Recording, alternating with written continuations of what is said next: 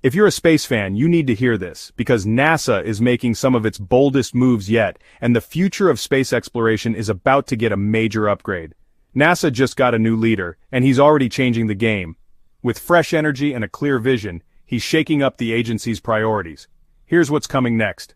In July, President Trump named Sean Duffy as NASA's new acting boss, putting him in charge of some of the most ambitious projects in the agency's history.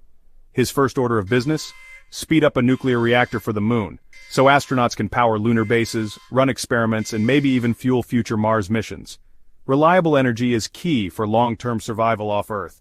NASA's asking companies to build a stronger, faster reactor, aiming to launch by 2030. But that's just the start. There's even more on the horizon.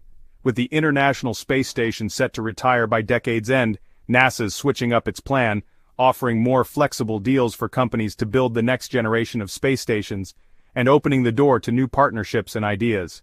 All this comes after Duffy's rare meeting with Russia's space chief, where they discussed ISS futures and the possibility of joint lunar missions.